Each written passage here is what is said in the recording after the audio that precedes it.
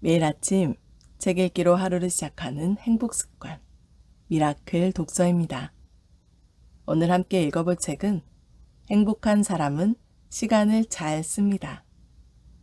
원하는 것을 모두 이뤄주는 4단계 시간 사용법. 나는 하고 싶은 것 다 하면서 여유로운 시간 부자로 산다.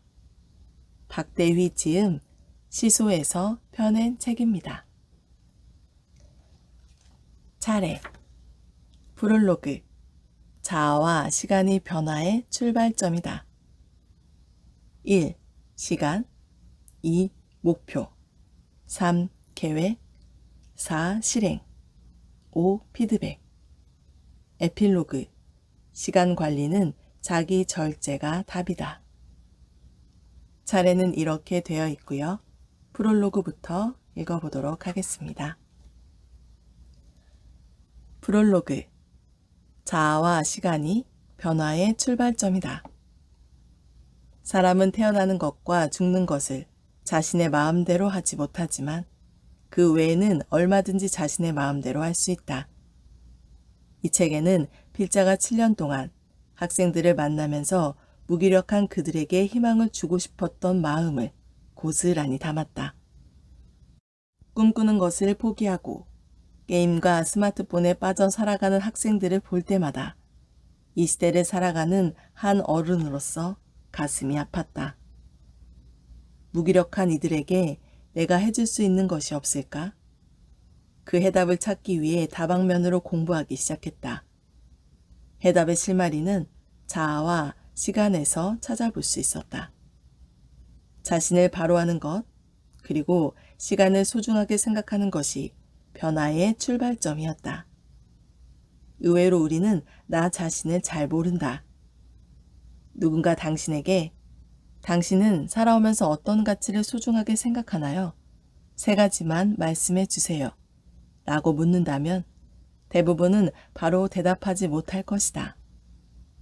학교에 다닐 때 누군가로부터 이런 질문을 받거나 배운 적이 없어서다. 또한 TV와 스마트폰은 우리에게 이런 값진 생각을 할 시간을 쉽사리 주지 않는다. 이제 모든 일을 잠시 멈추고 자신을 돌아봐야 한다. 내가 어디쯤 왔는지, 이 길이 내가 원하던 것이었는지, 이 길로 가면 죽을 때 후회가 없을지 등등 스스로 질문을 던져야 한다. 이 책은 그 질문에 조금이나마 도움이 되고자 쓰였다.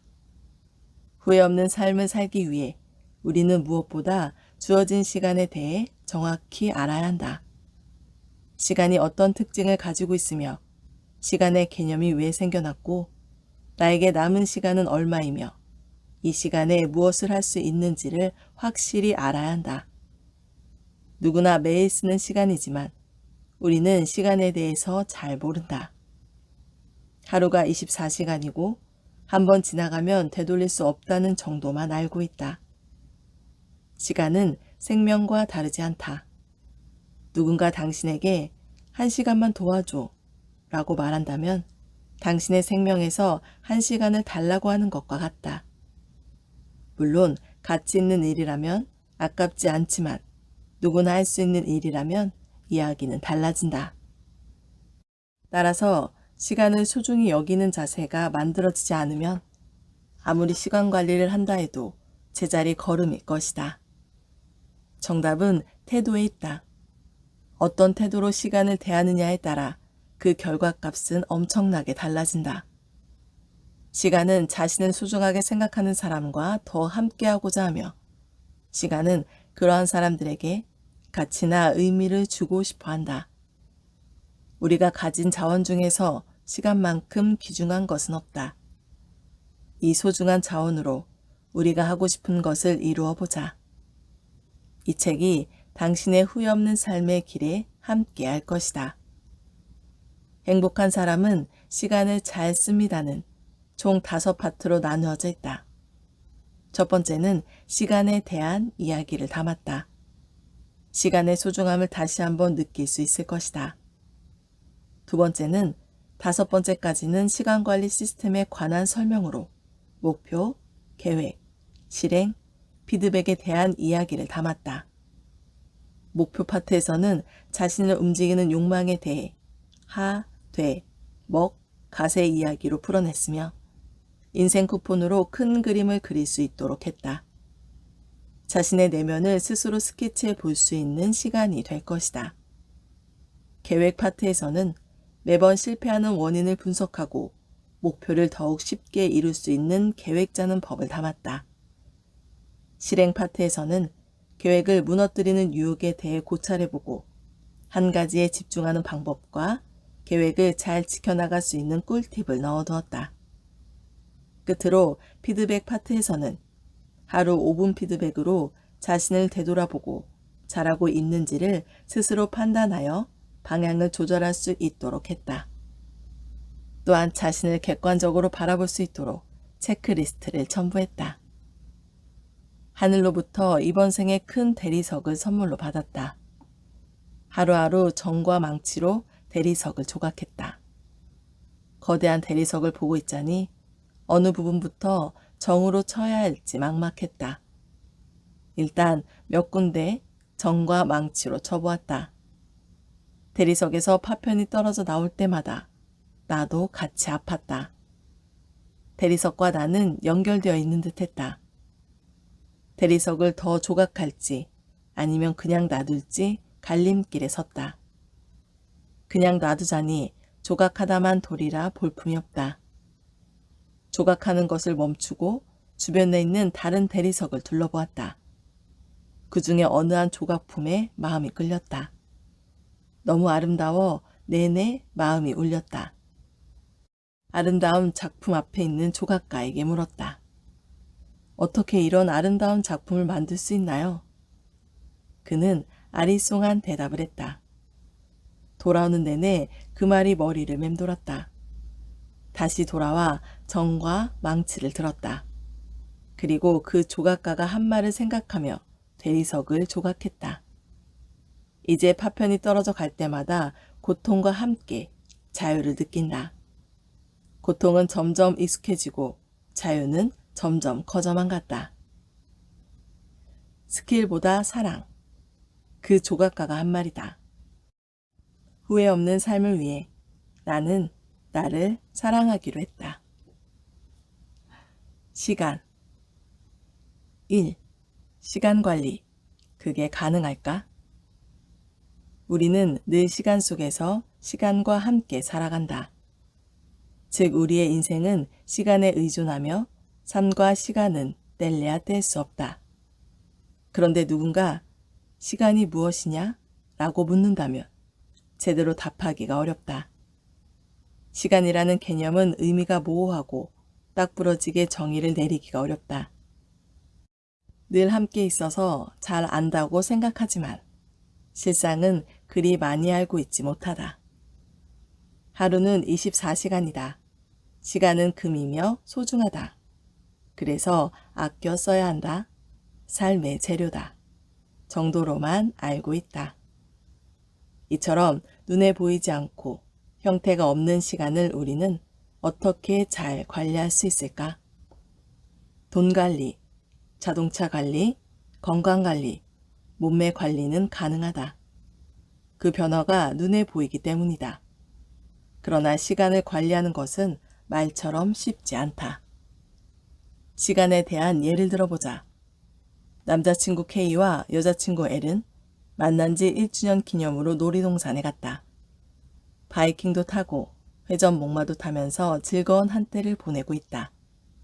그런데 K는 며칠 전 동아리 모임에서 우연히 만난 S가 자꾸 떠올랐다. S는 K가 꿈에 그리던 완벽한 이상형이었다. 생각하지 않으려고 노력해도 S가 미소 지을 때의 모습이 자꾸만 아른거리고 가슴이 뛰었다. 놀이동산에 있는 동안 K는 S가 생각나 옆에서 L이 무슨 이야기를 해도 잘 들리지 않았다. 넋이 조금 나간 사람처럼 말이다. 이런 상태로 K와 L은 놀이동산에서 종일 같이 있었다.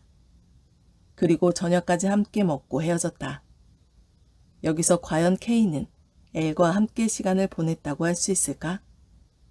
시간과 공간을 함께 했지만 정말 애일과 시간을 보냈다고는 볼 수 없을 것이다. 더 쉬운 예로 한 학생이 기말고사 준비를 위해 수학 인강을 듣고 있다. 수학책을 펴놓고 인강을 듣고 있지만 머릿속에는 이번 시험이 끝나고 친구랑 동해에 놀러갈 생각뿐이다. 눈은 모니터를 바라보고 귀는 영상 속 선생님의 목소리를 듣는다. 손은 노트의 중요 공식을 기계적으로 적는다. 그러나 머릿속에는 이미 동해에 놀러가 있다. 뒤에서 흐뭇이 바라보는 어머니는 아이가 공부를 잘하고 있다고 생각한다. 이 두 가지 예에서 말하고자 하는 것은 이런 식으로 10시간을 관리한다 해도 실질적으로는 의미가 없다는 것이다. 시간 관리는 엄밀히 말하면 자기 관리다. 시간에 초점을 두고 관리하면 표면적인 관리밖에 되지 않을 뿐더러 잘 되지도 않는다. 시간에 초점을 두기보다는 자기 자신에게 초점을 두어야 더욱 정확하게 일정을 관리하고 소화할 수 있다. 끊임없이 흐르는 시간을 우리는 통제하거나 관리할 수 없다. 우리가 관리할 수 있는 것은 오직 나 자신뿐이다.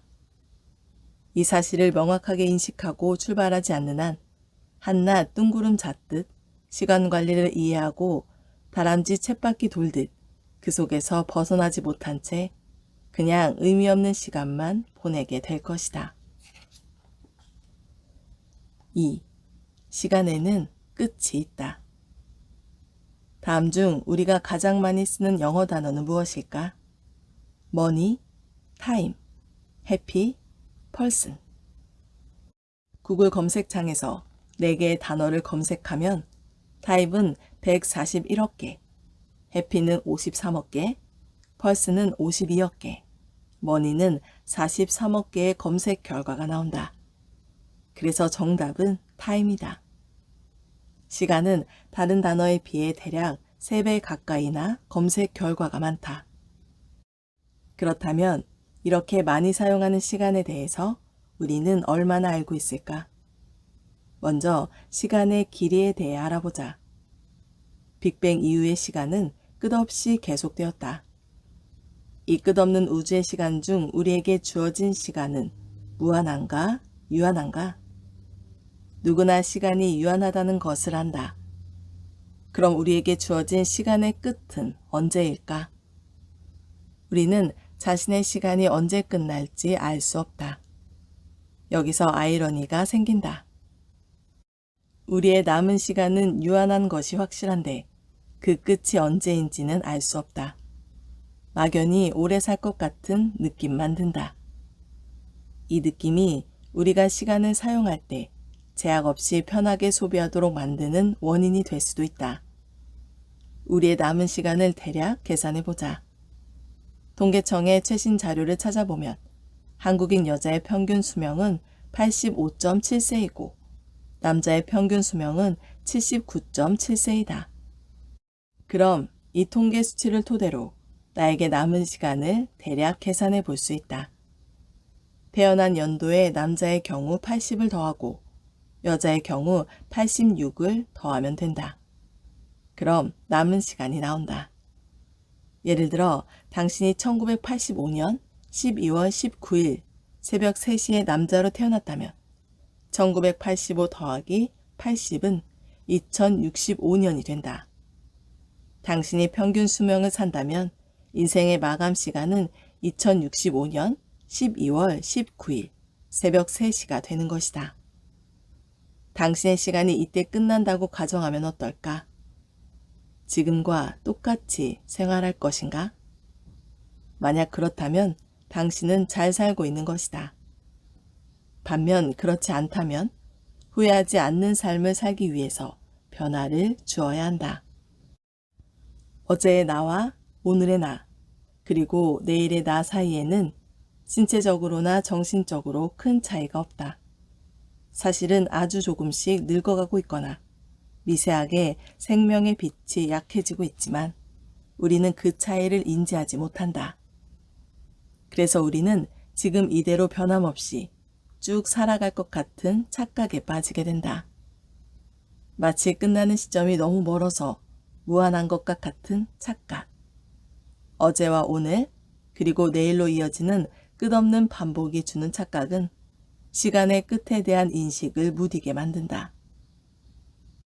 이탈리아에 있는 산타 마리아 델라 콘체지오네 성당 지하에는 시간의 중요성을 알려주는 으스스한 장소가 있다.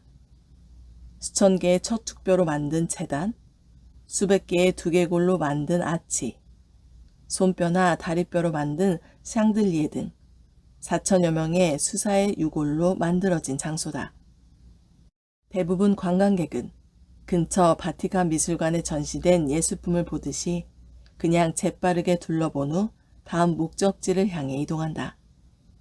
그러나 몇몇 이들은 이곳에 쓰인 의미심장한 메시지에 발길을 멈춘다. 제단 앞에는 다음과 같은 글귀가 쓰여 있다. 한때 그들은 당신과 같았으며 언젠가 당신도 그들처럼 될 것이다. 당신에게 누군가 꽃을 선물한다고 하자. 꽃은 두 종류로 하나는 조화이고 하나는 생화이다. 당신은 무엇을 선택하겠는가? 보통 우리는 시들지 않고 경제적이며 가성비까지 좋은 조화보다 생화에 더 많이 끌린다. 그 이유는 여러 가지가 있겠지만 생화에는 끝이 있기 때문이다. 언젠가 사라질 그 끝이 있기에 살아있는 이 순간이 더 애틋하고 소중하게 느껴진다. 생화처럼 우리들의 삶이 아름다운 것은 그 끝이 있기 때문이다. 죽음이 있기에 삶이 더 빛나는 것이다. 어둠이 짙을수록 빛은 더 환해지는 것처럼 말이다. 이제 그 유한함과 소중함의 관계에 대해 한번 생각해보자. 케인은 평범하게 하루하루를 살아가고 있었다. SNS에 부유하게 살아가고 있는 어떤 사람들을 보며 자신도 돈을 마음껏 써보고 싶다는 생각이 들었다. 어느 날 케인은 램프 요정 지니로부터 지갑을 선물 받았다. 이 지갑은 돈을 아무리 써도 줄지 않는 마법의 지갑이다. 지갑을 받은 첫날 혹시나 하는 마음으로 조금 써봤다. 신기하게 그 다음날 돈이 바로 채워졌다. 그 후로 씀씀이가 늘어나기 시작했다. 어느 순간 돈의 소중함을 잊은 채 마구 사용하게 되었다. 또 다른 예로 이번엔 엘이다. 엘은 지갑을 열어보니 5만원권 지폐 한 장과 만원권 지폐 3장, 그리고 1000원권 지폐 5장이 들어있다. 이번 달에 사용할 수 있는 돈이다. 엘은 돈을 사용할 때마다 이 소비가 옳은지, 꼭 써야 하는지, 다른 대안은 없는지, 이 돈을 아낄 방법은 없는지 등을 생각하게 된다. 10,000원 한 장, 1,000원 한 장이 소중하기만 하다. 위의 두 예에서 보듯이 우리는 시간의 아이러니가 주는 무한의 착각에서 벗어나 그 끝을 인지하고 그 끝에서 지금의 순간을 바라볼 때 시간을 더욱 값지고 소중하게 사용할 수 있을 것이다. 우리는 늘 깨어 있어야 한다. 그렇지 않으면 손가락 사이로 새어나가는 모래알처럼 자신의 시간도 눈 깜짝할 사이에 사라져 버린다. 인생은 끝이 있고 그 끝은 지금 이 순간을 소중하게 만들며 삶을 더욱 빛나게 해준다. 우리가 변화하고 성장해야 하는 이유 중 하나는 우리에게 주어진 시간이 한정적이라는 점 때문이다.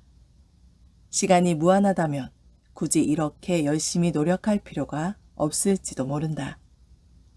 1849년 12월 러시아 세면요프 광장 사형대 위에 반체제 혐의로 잡혀온 28세 젊은 사형수가 있었다. 매서운 바람을 뚫고 집행관이 소리쳤다. 마지막 5분의 시간을 주겠다. 청년에게 주어진 세상과 작별할 마지막 시간은 단 5분이었다. 5분 뒤에 그는 사라진다. 사형수는 절망했다. 내 인생이 이제 5분 후면 끝이라니. 남은 5분 동안 나는 무엇을 할 수 있을까? 그는 가족과 동료들을 생각하며 기도했다. 사랑하는 내 가족과 친구들, 부디 먼저 떠나는 나를 용서하고 나 때문에 너무 많은 눈물을 흘리지 마십시오. 그리고 너무 슬퍼하지도 마십시오. 집행관은 2분이 지났음을 알렸다. 아, 후회할 시간도 부족하구나. 난 왜 그리 헛된 시간 속에 살았을까? 찰나의 시간이라도 내게 더 주어졌으면. 그리고 마침내 집행관은 마지막 1분을 알렸다. 사형수는 두려움에 떨며 주위를 둘러보았다. 아, 매서운 칼바람도 이제는 느낄 수 없겠구나. 나의 맨발로 타고 오르는 냉기도 이제는 더 이상 느낄 수 없겠구나. 더는 볼 수도 없고 더는 만질 수도 없겠구나. 모든 것이 아쉽고 아쉽다. 사형수는 처음으로 느끼는 세상의 소중함에 눈물을 흘렸다. 자, 이제 집행을 시작하겠습니다. 집행관이 소리쳤다. 사형수의 귀에는 사격을 준비하는 소리가 들렸다. 살고 싶다. 살고 싶다. 조금만이라도 더. 철컥, 탄환을 장전하는 소리가 그의 심장을 뚫었다. 바로 그 순간 한 병사가 소리치며 사형장으로 달려왔다. 멈추시오. 형 집행을 멈추시오. 사형 대신 유배를 보내라는 황제의 급한 전갈이 도착한 것이었다. 가까스로 집행은 멈추었고 사형수는 죽음의 문턱에서 극적으로 돌아올 수 있었다. 이 이야기에 등장하는 사형수는 러시아의 대문호 도스토옙스키다. 죽음의 문턱에서 돌아온 그날 밤, 그는 담담한 어조로 동생에게 편지를 썼다. 지난 일을 돌이켜보고 실수와 게으름으로 허송세월했던 날들을 생각하니 심장이 피를 흘리는 듯하다. 인생은 신의 선물, 모든 순간은 영원의 행복일 수도 있었던 것을 조금 젊었을 때 알았더라면 이제 내 인생은 바뀔 것이다. 다시 태어난다는 말이다. 그 후 시베리아 수용소에서 보낸 4년은 그의 인생에서 가장 값진 시간이 되었다. 혹한 속에서 무려 5kg의 족쇄를 매달고 사는 순간에도 그는 창작 활동에 전념했다. 글쓰기가 허락되지 않았던 유배 생활이었지만 시간을 낭비할 수 없어 종이 대신 머릿속으로 소설을 쓰기 시작했고 심지어 그 모든 것을 외워버리기까지 했다. 유배 생활을 마치고 세상으로 나온 도스토옙스키는 인생은 5분의 연속이라는 각오로 글쓰기에 매달렸다. 그는 1881년 눈을 감을 때까지 제와 벌, 카라마조프가의 형제들과 같은 수많은 불후의 명작을 발표했다. 도스토옙스키처럼 한순간에 비약적인 변화를 끌어낼 이들에게는 공통점이 있다. 바로 죽음에 이르는 체험을 했다는 것이다. 조난으로 죽음 직전에 구출됐다거나 큰 사고로 죽을 뻔하다가 구사일생으로 살아났다. 이들은 삶이 유한하다는 것을 뼛속 깊이 느끼고 하루, 1시간이 얼마나 소중한지를 몸소 경험했다. 이후 소중한 시간을 정말 의미 있고 가치 있게 사용해야겠다라는 다짐으로 매 순간 후회 없이 살아갔다. 누구나 그런 경험을 하지는 못하지만 간접적으로나마 삶이 유한하다는 것을 인식하고 소중한 시간을 더욱 가치 있게 보내야 한다. 나의 남은 날들을 알아보기 위해 라이프타임 박스에 살아온 나를 표기해보자. 연필, 색연필, 형광펜 등 어느 필기구나 상관없다. 라이프타임 박스를 잘 보이는 곳에 붙여두고 한 달을 적극적으로 살고 나서 체크한다. 당신의 시간과 삶이 지난날과 비교해 깊이가 생길 것이다. 3. 하루는 정말 24시간일까? 기상청에서 날씨 예보를 할 때 10월에서 다음해 4월까지는 온도와 함께 실제 사람이 느끼는 체감 온도를 같이 발표하고 있다. 올해 들어 가장 추운 날이라는 예보를 보고 목도리, 장갑, 내복 등 완전 무장을 하고 나갔는데 어제보다 덜 춥게 느껴진 적이 있을 것이다. 날씨 예보는 온도계에 따른 온도만을 예보한다. 온도계는 공기 중의 온도만 측정하고 풍속이나 습도, 일사량 등 사람이 느끼는 여러 가지 환경 요인은 고려하지 않는다. 공기 중의 온도만으로 사람들이 느끼는 추위를 정확하게 나타낼 수 없다. 따라서 겨울철 날씨는 기온보다 체감 온도에 따라 좌우되는 경향이 크다. 체감 온도는 말 그대로 우리의 몸이 느끼는 온도다.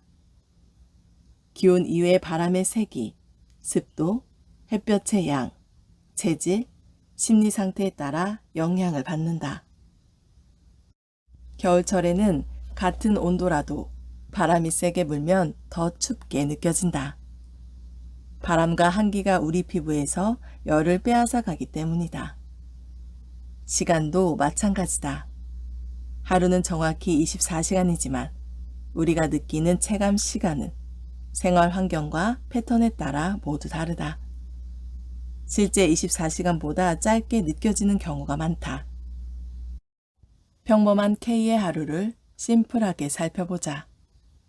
하루 24시간 중 수면 시간은 7.5시간, 식사 시간은 2.5시간, 근무 시간은 8시간, 출퇴근 이동 시간은 2시간, 세면 및 준비 시간은 0.5시간이 소요된다. 수면, 식사, 일, 이동, 준비 시간 등 하루를 생활하는 데 꼭 필요한 시간을 하루 고정 시간이라고 이름 붙인다. 그렇다면 K의 경우 하루 고정 시간은 20.5시간이며 이를 제외한 하루 변동 시간은 3.5시간이다. 하루를 24시간으로 볼 것인가? 아니면 하루를 3.5시간으로 볼 것인가? 이 두 가지 관점은 시간을 컨트롤하고 사용하는데 큰 차이를 가져다 준다. 나의 하루가 3.5시간일 거라고 한 번도 생각해 보지 않은 사람들은 아마도 깜짝 놀랄 것이다. 하루 고정 시간은 우리가 어쩔 수 없이 사용하는 시간으로 컨트롤할 수 있는 시간이 아니다. 물론 잠을 줄인다든지 밥을 빨리 먹는다든지 한산한 새벽에 출근한다든지 해서 아주 조금은 이 시간을 줄일 수 있다. 하지만 근본적으로는 일을 그만둔다거나 특별한 일이 없는 한 고정 시간을 크게 줄일 수 없다. 따라서 고정 시간을 컨트롤하려고 노력하기보다는 오히려 변동 시간을 적절하게 사용하고 관리하는 데 초점을 맞춰야 한다. 예를 들어 K가 한 달에 300만 원의 월급을 받는다고 하자. 월급 받는 날 20만 원짜리 구두를 사고 50만 원짜리 코트를 사고 최신형 스마트폰으로 바꾸고 저녁에 호텔에서 코스 요리를 먹었다면 어떨까? 월급이 300만 원이면 대략 실수령액은 265만 6,240원 정도다. 따라서 월급이 300만 원이 아닌 265만 원으로 생각해야 한다. 여기에 대출이자, 교통비, 생활비, 보험료, 아파트 관리비 등 매달 나가는 고정비를 빼야 한다. 즉, 통장을 스치고 남은 돈이 실제 월급인 것이다. 만약 통장에 30만 원이 남았다면 실제 월급이 30만 원이라고 생각한 후 그 범주 내에서 어떻게 잘 쓸지를 생각하는 것이 더 현실적이고 바람직하다. 시간도 마찬가지다. 하루를 24시간으로 생각하고 생활하면 실제 체감하는 시간과의 오차가 생긴다. 이 간극을 줄이는 것이 무엇보다 중요하다.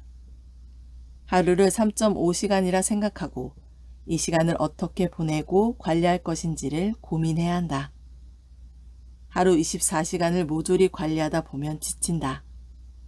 내가 관리 가능한 3.5시간을 어떻게 보낼지를 생각하는 편이 현명하다.